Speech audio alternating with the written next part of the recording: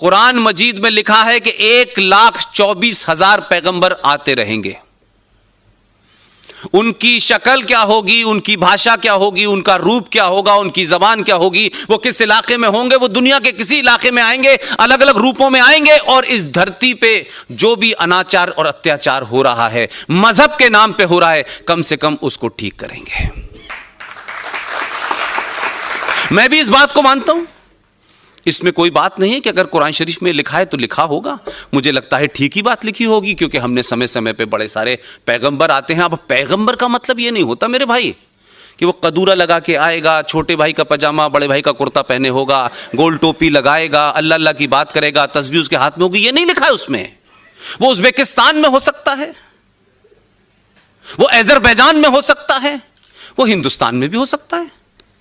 ارے نطفہ نا تحقیق، بے شک قرآن کریم کے اندر اللہ پاک نے فرمایا ہے کہ ہم نے ہر قوم پر ایک پیغمبر بھیجا ہے، ٹھیک ہے نا. اور اللہ پاک نے جو بھی پیغمبر بھیجا ہے 2,24,000 کم و بیش انبیاء اکرام علیہم السلام بھیجے ہیں دنیا میں، مگر سب نے اللہ ہی کی دعوت دی ہے، اللہ ہی کو کی عبادت کرنے کا حکم دیا ہے، ٹھیک ہے نا. اور یہ جو تو نے حوالہ دیا کہ 1,24,000 انبیاء کرام آتے رہیں گے، یہ قرآن کی کون سی آیت ہے؟ ذرا اس کا حوالہ دے دے بھیا. نطفہ نا تحقیق ہمیں اس کا حوالہ دے دے. قرآن کی کون سے سورہ، 114 سورہ ہیں، ان میں سے کون سے سورہ کے اندر یہ آیت ہے جو تو حوالہ دے رہا ہے؟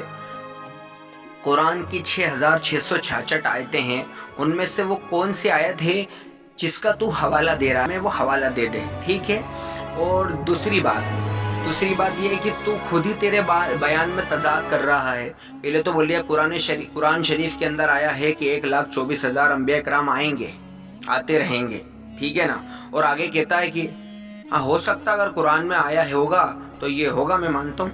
ایک تو کہہ رہا ہوگا تو میں مانتا ہوں، اور ایک طرف کہہ رہا کہ آیا ہے. ابے پہلے تو خود طے کر لے کہ بولنا کیا چاہتا ہے. اور یہ کہاں لکھا ہے کہ ہر الگ الگ روپ میں آئیں گے؟ یہ کہاں ہے؟ بتا دے ذرا، حوالہ ہمیں بتا تو صحیح. اپنی عوام کو جھوٹ بول رہا ہے، گمراہ کر رہا ہے. ذرا حوالہ تو بتا. تو اتنا بڑا جانکار ہے، قرآن کریم تو نے پڑھا ہے، تو تو نے کیا پڑھا ہے؟ ذرا ہمیں بھی تو بتلا کہاں ہے یہ آیت. اور سن نطفہ نا تحقیق، تو نے کہا ہے کہ قرآن شریف میں لکھا ہے کہ 1,24,000 انبیاء کرام آتے رہیں گے. اور تو نے یہ بھی کہا ہے آگے کہ یہ اللہ اللہ کریں گے، وہ نہیں ہوں گے پیغمبر. جبکہ اللہ پاک نے دنیا میں جتنے بھی پیغمبر بھیجے 1,24,000 انبیاء کرام یا کم و بیش 2,24,000 انبیاء کرام علیہم السلام، سب نے اللہ کی دعوت دی ہے. یہ بات دھیان رکھنا، ٹھیک ہے نا.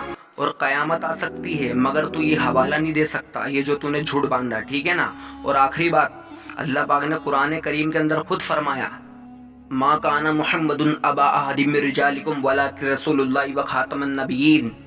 اللہ پاک نے خود فرمایا ہے، جا کر ترجمہ پڑھ لے جا کر، کہ یہ حضور علیہ الصلوۃ والسلام آخری نبی ہیں، ٹھیک ہے نا. اور حضور علیہ السلام کی بخاری شریف، مسلم شریف، کئی کتابوں میں حدیث موجود ہے. میرے آقا صلی اللہ محمد عربی صلی اللہ تعالی علیہ وسلم نے خود فرمایا انا خاتم النبیین لا نبی بعدی، میں آخری نبی ہوں، میرے بعد کوئی نبی نہیں.